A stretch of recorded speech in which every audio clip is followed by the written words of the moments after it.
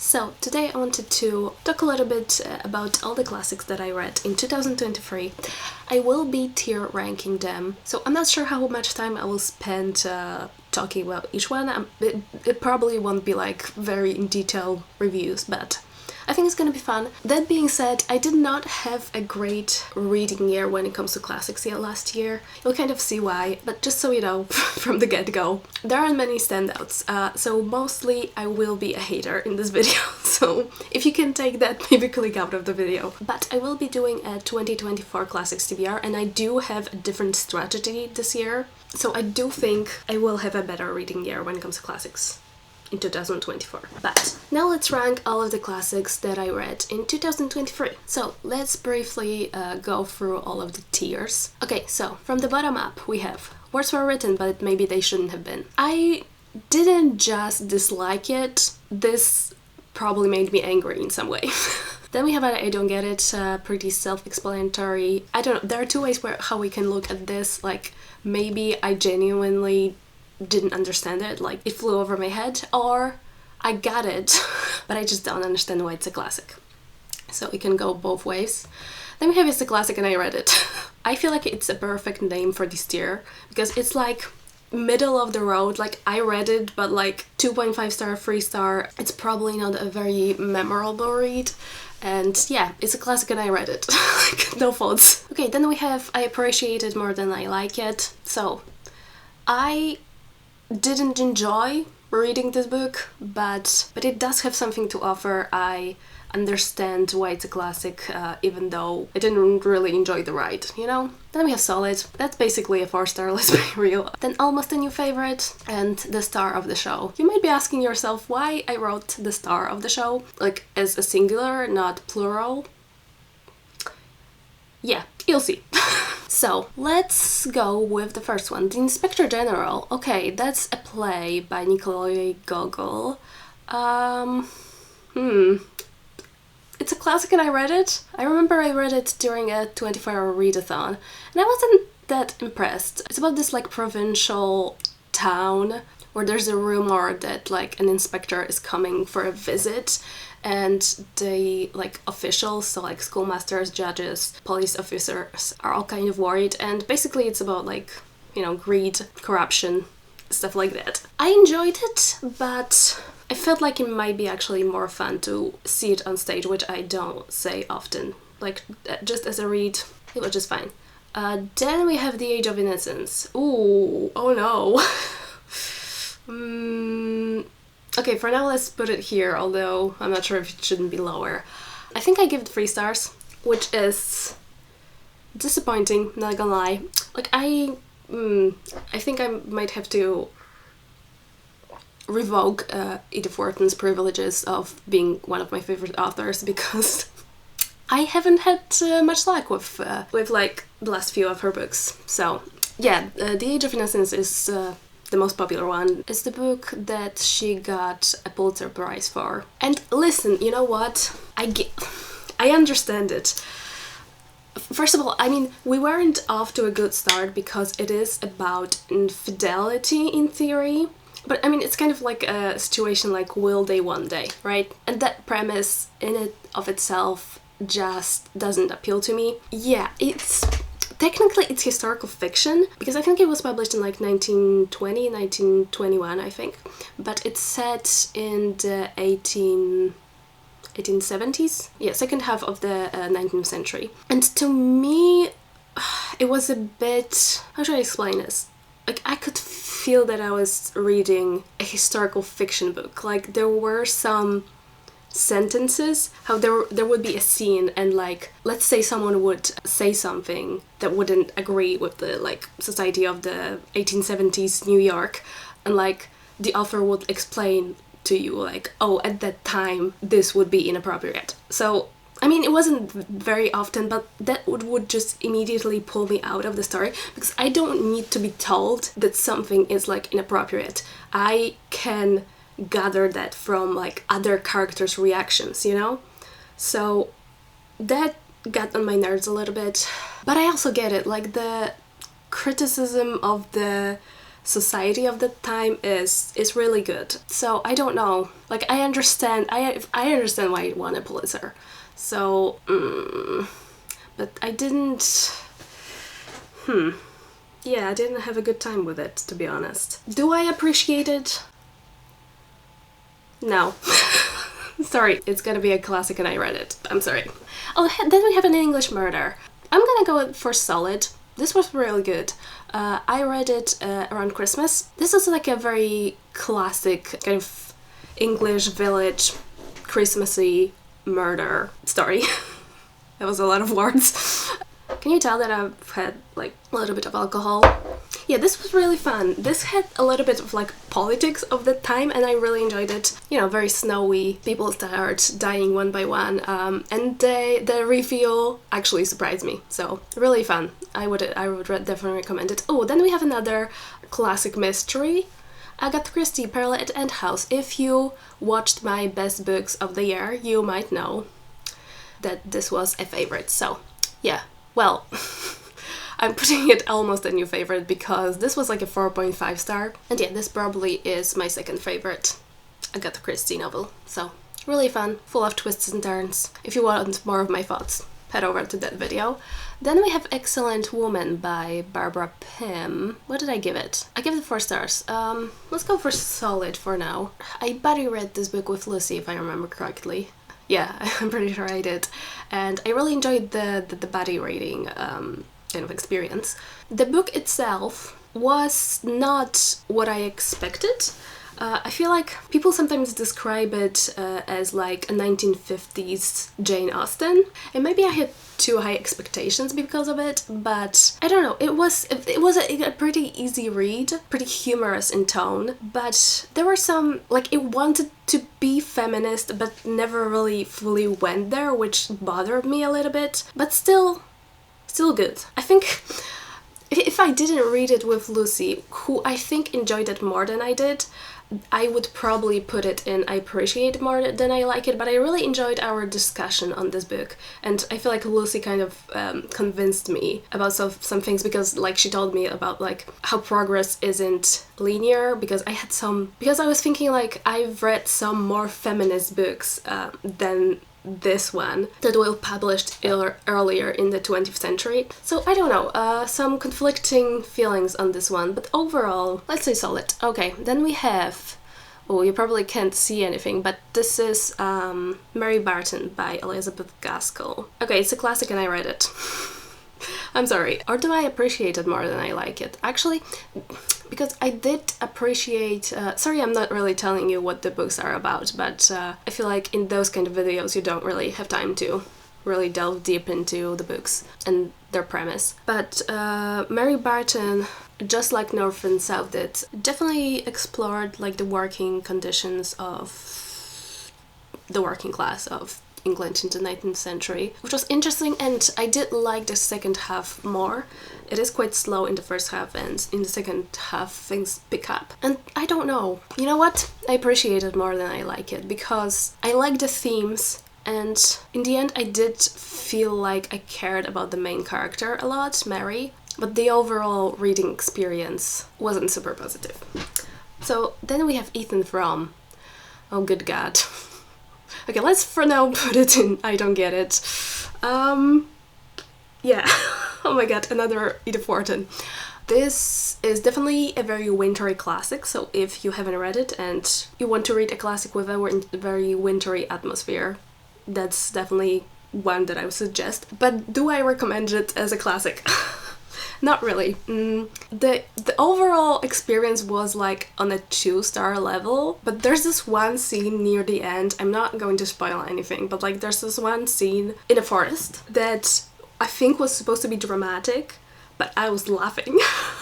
Like it was so ridiculous, and it's kind of like when I finished it I was laughing, but I also was angry, like how, like I understand that people in the 19th century maybe didn't fully understand the laws of physics, but just a few working brain cells would be enough to prevent whatever happened in that scene.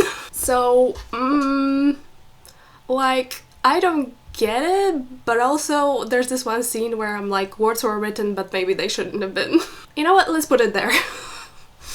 Okay, then we have Arcadia. Okay, something good finally. Okay, Arcadia is the sole star of the show. Obviously, you can watch my best picks of 2023 to hear more of my thoughts, but this is a play. This might be the best play I've ever read. I don't know. And I am so excited to read more from Tom Stoppard. Okay, one last thing. I forgot to add that technically Arcadia was published in 1993. So should it be considered a classic? Probably not, but I would feel sad if I didn't have anything on top of the tier ranking, so I put it there. Hope you don't mind. Sorry if I'm focusing mostly on the classics I didn't like, but it is what it is. Oh, then we have a DNF. This is, you probably can't see it well, but this is The Way We Live Now by Anthony Trollope. Let's go for I Don't Get It. I had a very hard realization last year that maybe I'm kind of over Victorian classics. Yeah, I think I'm going to talk about it more in my 2024 Classics TBR, but I might read one more book by Anthony Trollope because I have a few on my bookshelf, but after that this might be the end of my journey with this author. The humor doesn't work for me, I think. In his first book, The Warden, that I've read from him, I enjoyed the humor, but now it's getting tiring, and I think shorter works work better for me. And this one was 800 pages long. So I ended up DNFing it. I think I read more than 100 pages. But unfortunately, I do not get the hype. Oh my god, then we have another DNF. I only had 2 DNFs last year. I mean, when it comes to classics. So, okay, another DNF. Let's go for I Don't Get It. So we have the posthumous memoirs of Machado de Assis, right? No, sorry, I can't really read the title, it's so small. It's the posthumous memoirs of Bras Cubas by Machado de Assis. I think it's also the case of me not enjoying the humor, because, yeah, this is a pretty wacky story.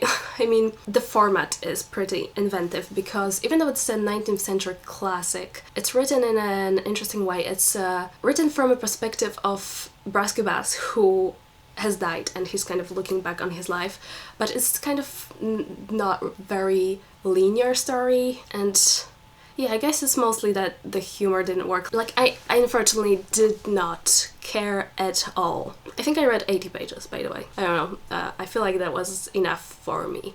Oh, then we have plays that's at Lace. Yeah, I'd say almost a new favorite. It's hard to say that I really enjoyed it because this is a very bleak story, and if you want to read it, I would check trigger warnings. But yeah, it's about this young woman living in LA in the 1960s, and she used to be an actress, and then she married this guy who was a director. And at the beginning of the story, we kind of find out that she is in a mental institution recovering from some kind of breakdown.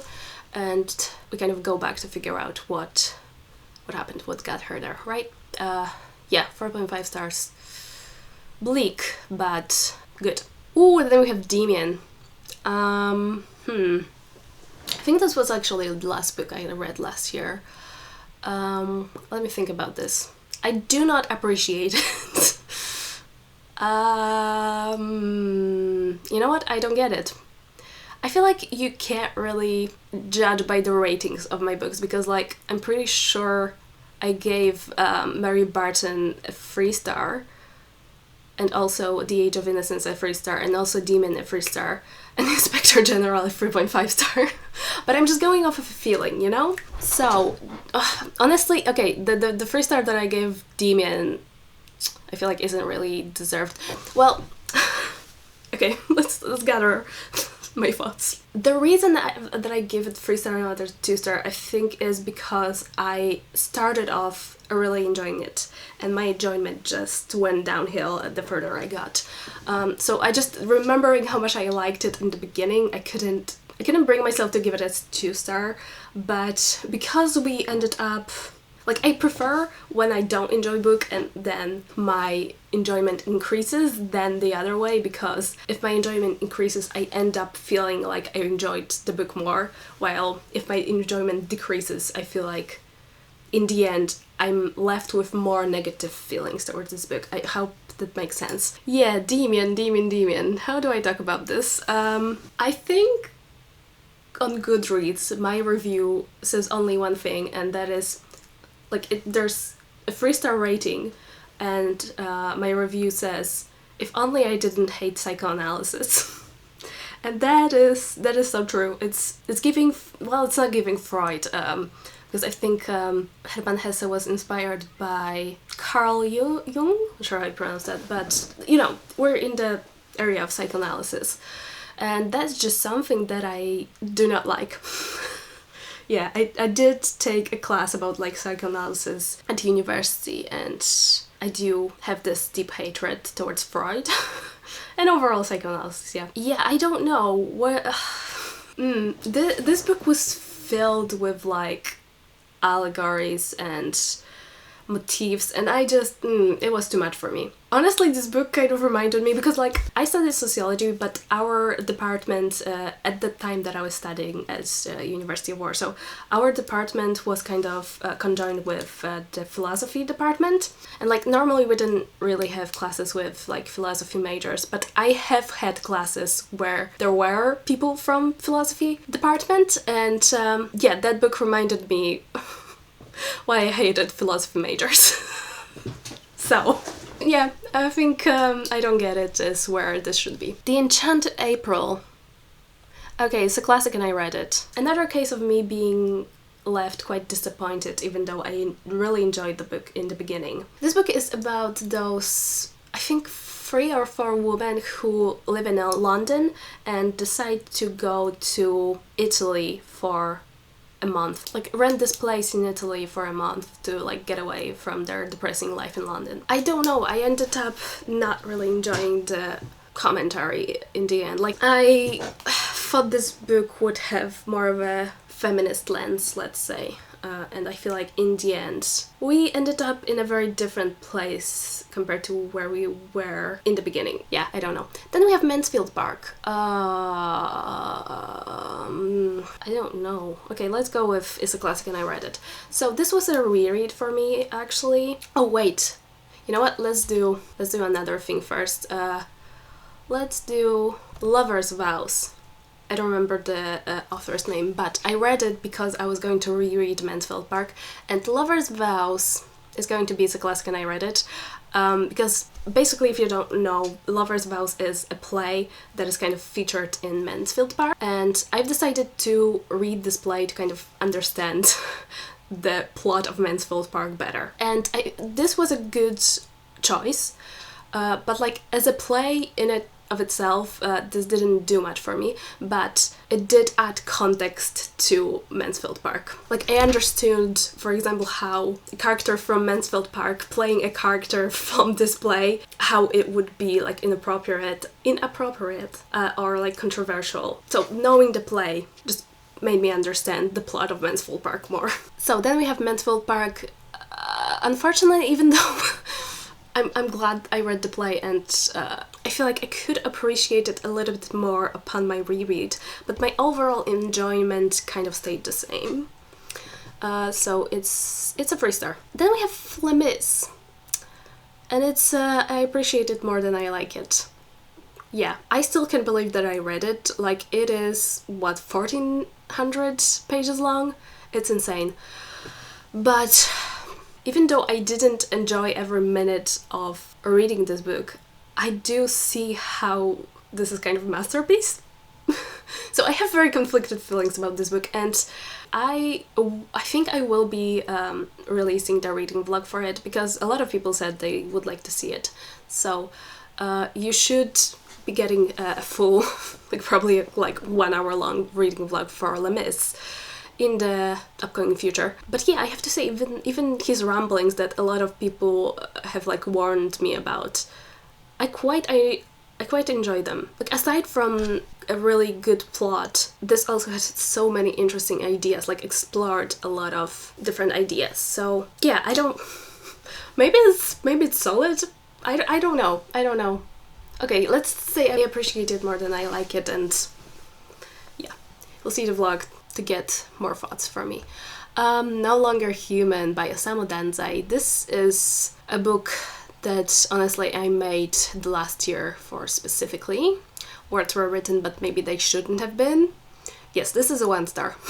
This, I'm just going to say it's incredibly misogynistic, and I'm not going to spend time explaining myself here, but I do have a reading blog. It's a 24-hour reading blog where I go a bit deeper into my thoughts and feelings about this book, so you can head over there. The Fall of the House of Usher. Man, I don't know. This definitely calls for a reread. Let's go for It's a Classic and I Read It. I don't know. I think I liked it, but yeah, honestly, I'm not going to say anything more because I don't have any like crystallized thoughts on this book. Novella? Short story? Yeah, but this was my first Edgar Allan Poe, and I have to say I did like his writing style, and I would like to read more from him. So maybe I appreciate, oh, man, I have no idea. Like I could put this here, I could put this here, I could put this here. I don't know, I need to reread it, clearly. Then we have Murder is Easy. Okay, it's a book I do not remember reading, but Goodreads says that I read it, and I don't know. Like, literally, I remember pulling up the synopsis for this book and not remembering a thing, but I definitely read it. But I don't remember a single plot point from this book. But I gave it 2 stars, so that's all I can tell you. Oh, then we have Good Morning Midnight. Okay, finally something positive. This is a solid book, also quite bleak. This is about this woman going to Paris and staying in different hotels and just going through it mentally. So, quite a difficult read, I would say, but yeah, a good one. Picnic at Hanging Rock. It's a classic and I read it. I'm sorry, I didn't hate it. Like, it's a classic and I read it, you know? It's just fine. This is about this group of girls who attend this boarding school, and they go on a picnic at Hanging Rock, and they disappear there. And I thought this would be more about like the leading up to the disappearance, but like the disappearance is actually at the very beginning of the book, and the book basically focuses on the aftermath. And this was supposed to be horror, and all the parts that were more kind of eerie and creepy were my favorite parts of the book, but to be quite honest, it wasn't quite horror. It wasn't very scary, and I wished it leaned more into horror, because yeah, those parts were the highlights for me. Just a 3 star. Then we have The Longest Journey. This is, I think, the first book I read last year. Yeah, solid. PM Forster did not let me down. I feel like this is a very underappreciated novel by Ian Forster, and it's very unpredictable. There's quite a few unexpected deaths there, but overall I quite enjoyed it, yeah. And then we have The Lottery. I don't get it.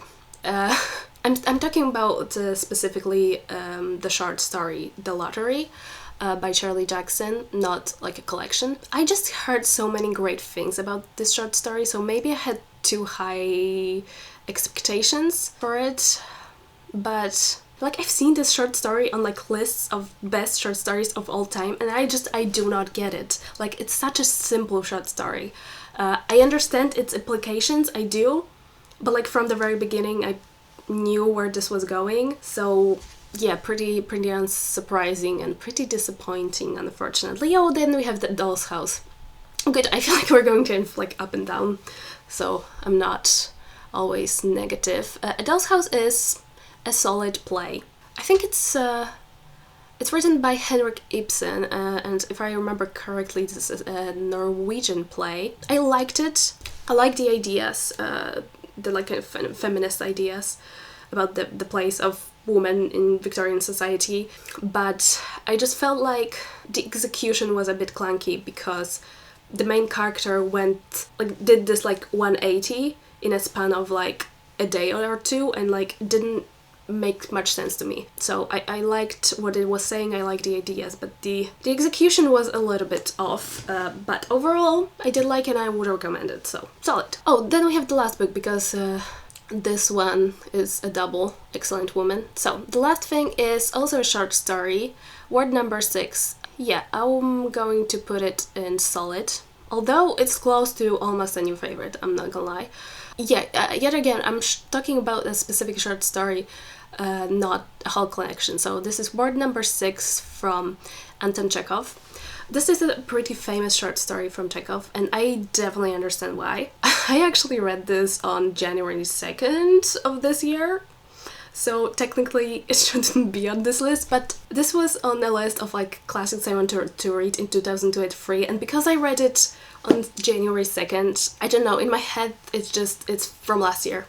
So it's my channel, it's my rules. But I really enjoyed it. It's about this doctor who works at this like provincial Russian mental hospital, and as Russian stories go, it's very heavy on like philosophical ponderings, but I really enjoyed it. Overall, I feel like it could have been shorter, but there is this one scene between the doctor and one of the patients at the mental hospital, and the patient has this whole monologue, and just for that scene alone, I definitely think this is a short story worth reading, because during this whole scene, like, my jaw was on the floor. I underlined like whole like 3 pages, like all of it just underlined.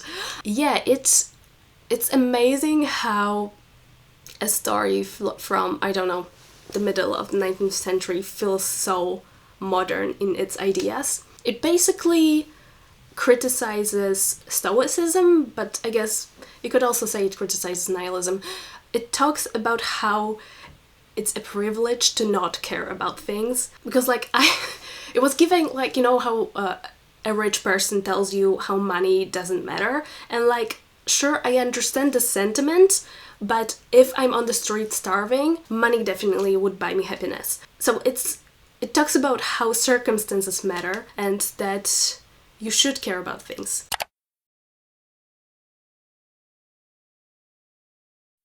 So that scene alone, 5 stars.